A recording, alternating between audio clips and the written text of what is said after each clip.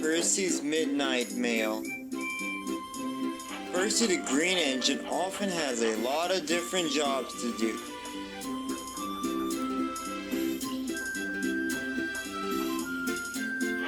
But his favorite job is taking the mail train. One day, Sir Tom Hatt came to see him. "There's to be a big mail delivery tonight," he said. "Percy, you are to take the mail train tonight." "Yes, sir," said Percy. "The mail train is heavy, and Fergus will be double-heading the train with you," said Sir Tom Hatt.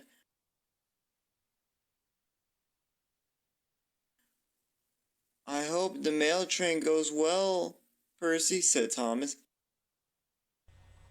"Me too," said Percy, and he huffed away to the yards.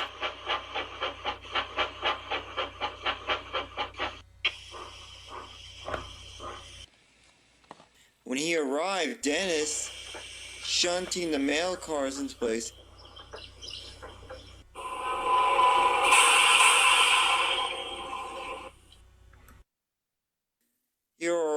Here are the mail cars, Percy," said Dennis. "Thank you, Dennis," Percy replied.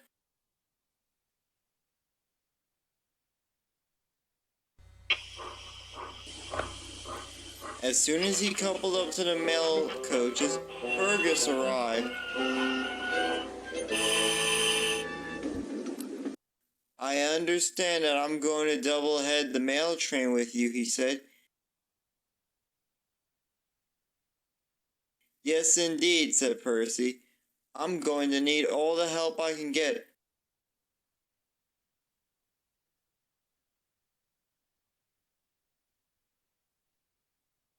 Fergus agreed.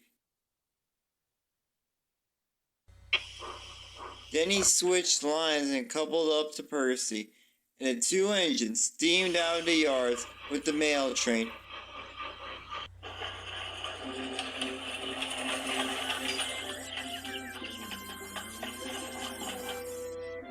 The two engines were doing well.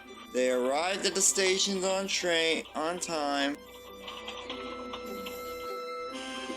but they then arrived at Wellsworth.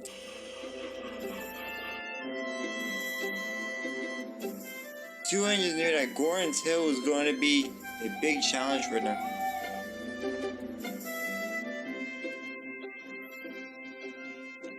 "We're going to have to try our hardest to get up the hill," said Percy.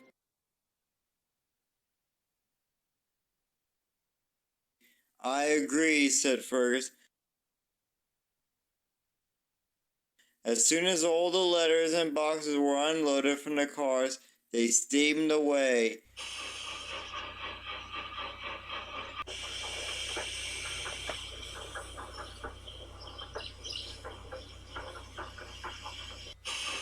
The two engines soon reached the hill, but then Fergus began to realize something. "I'm almost out of water," he cried. Percy tried his best to pull the mail cars and push Fergus up the hill, but it was no use. The two engines stopped.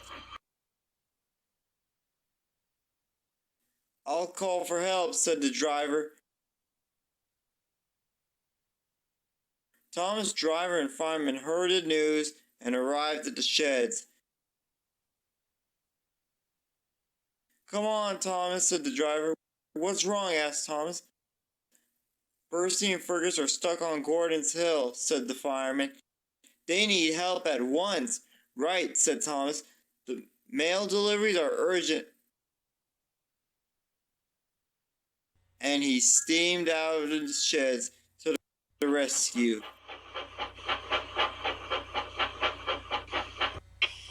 Thomas found Percy and Fergus stuck on the hill. "Not to worry," he called. "Help has arrived." "Thank goodness you came," said Percy. Thomas buffered up to the brake van. He pushed and puffed as hard as he could. Keep pushing, Percy called from in front. I'm doing it, replied Thomas. We're nearly there, said Fergus. Thomas and Percy pulled, pushed, and puffed and puffed. Pushed and pulled as hard as they could. As hard as they ever could. At last they reached the top. As soon as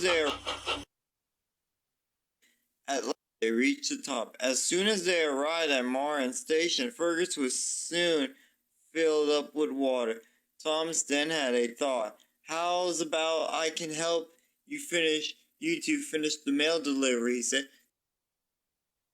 The two engines and their drivers agreed. For the rest of the night, the three engines delivered mail to all the stations.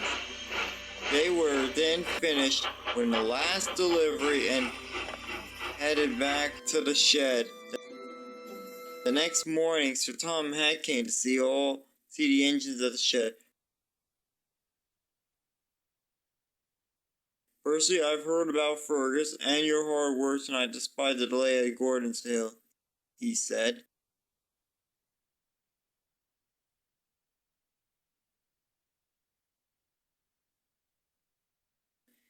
It was thanks to Thomas, sir, said Percy. He wanted to help us get the mail train done.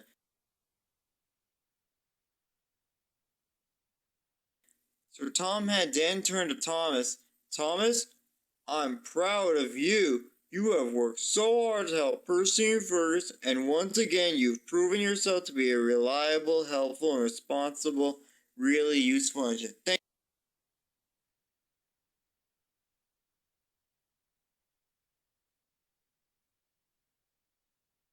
Thank you, sir, said Thomas proudly. It feels great to help out. And both Sir Tom Hatt and Percy had to agree.